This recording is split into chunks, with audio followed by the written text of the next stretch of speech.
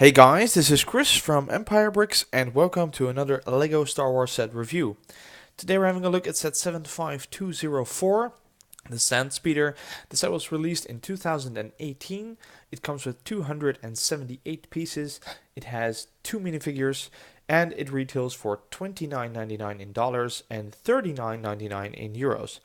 And just to start off with the price, I really don't like starting, price arguments, but this is getting out of hand. It has been a trend that, sets in euros have been much more expensive, and this is a classic example of that. It costs 10 units more, so 29 versus 39, but the euro is even worth more than the dollar, so this is about $15 more expensive, which is 50% more than in the US, which I think is a ridiculous um, price difference between Europe and the United States. And in many ways, the price is making this set very difficult to review objectively. But having said that, just start off like always with the minifigures. It comes with two, and they are truly awesome. The first one is the Sandspeeder Pilot. They look alike a lot, but the pilot is recognizable by the red helmet, and they very much look like the Rebel pilots with the tubes and the printing on the front and the printing on the back. The helmet is the same mold, just a different color and print. It has some very nice detailing on the sides, and if we look underneath the helmet, there is let's get this sharp, a double-sided face. Yeah, there it is. And by the looks of it, it is a woman, and she has a friendly face and a more intense face for flying, which is fine. It's a new face as far as I can see, and she comes with a regular small blaster. The other minifigure is the Sandspeeder Gunner. As you can see by their titles, they both have their own role.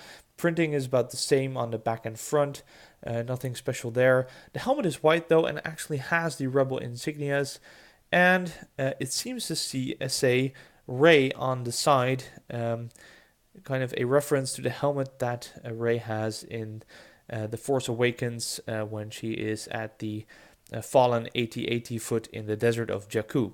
And this guy also comes with a double-sided face.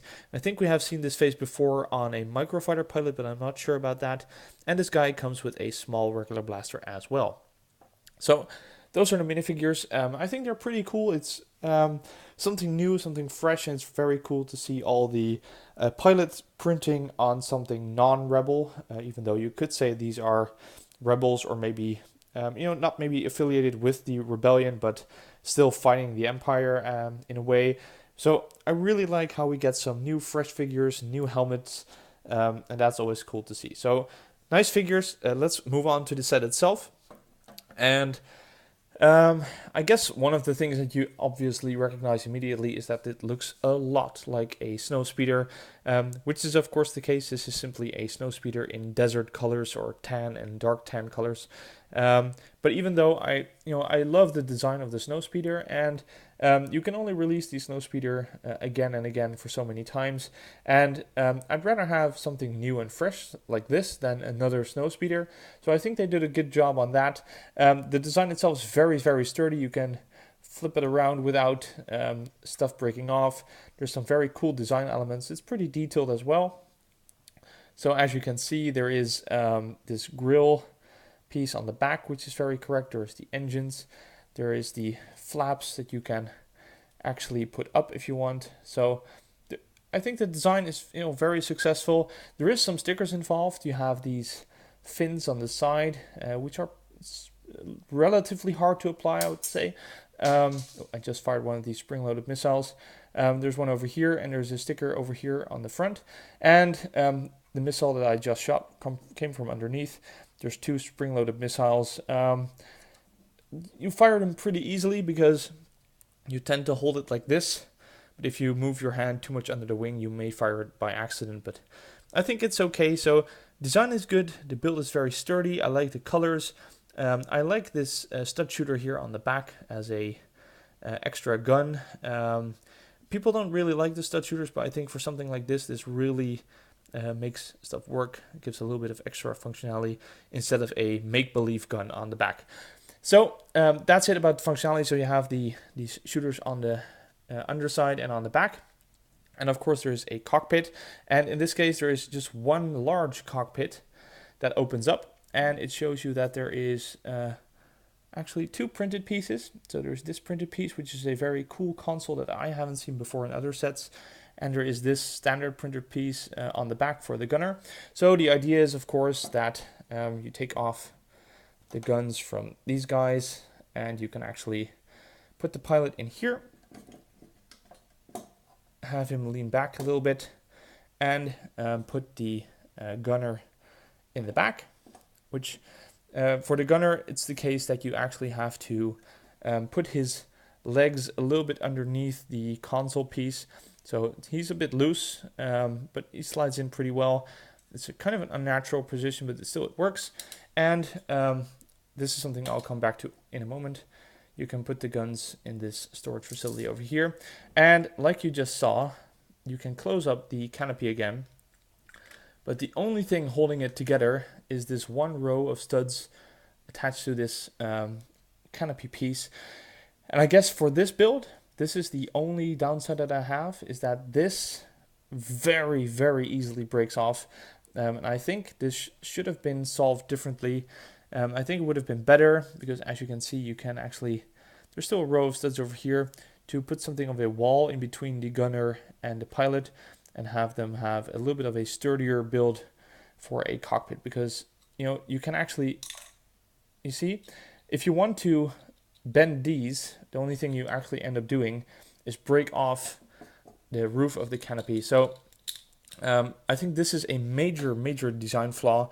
This is something almost amateur about this build, but on the other hand, you know, how much do you open up the cockpit anyway? So I'm willing to look past that and say that this is a very nice build and a good collection to any a good addition to any LEGO Star Wars collection. But apart from the actual ship, there is also a small additional build of what I would say is a moisture vaporizer that we also know from many Tatooine sets, Landspeeder sets, and so on. And I think it looks pretty cool. It's very detailed. I like that. And it has some functionality in the sense that the idea is that you can actually shoot it down and it will flip open and this rock piece will come up and there is a snake underneath. For me, this makes no sense for a LEGO Star Wars set. It has nothing to do with LEGO Star Wars. This is more of a feature that I would expect in a Indiana Jones kind of set or adventure set, not in a Star Wars set. I'd rather have maybe a secret gun stash or plans or maybe droid pieces or something like that underneath and not a snake. I think this is a kind of a bummer. It makes it feel a little bit childish, but the thing itself looks very good. The pieces are nice. It's very useful to add to any mock. So I'd say it's still a good additional build. The snake underneath makes no sense at all. So to sum it up, I think this is a good set. I think they have very nice minifigures. It's a sturdy build except for the canopy piece, which is kind of an amateuristic flaw and I think the biggest downside to this set.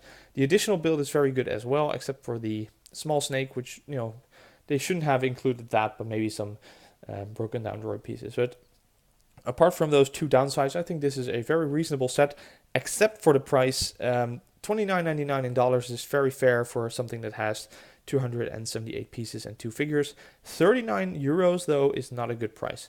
So if you're in Europe, please wait until you can get this for 30 euros or less, and I think then you're having a very good deal and a set that you'll be very happy with to add to your collection. That's it for my review. I very much hope you liked this video. If you did, please like, comment, and subscribe, and I will see you all next time.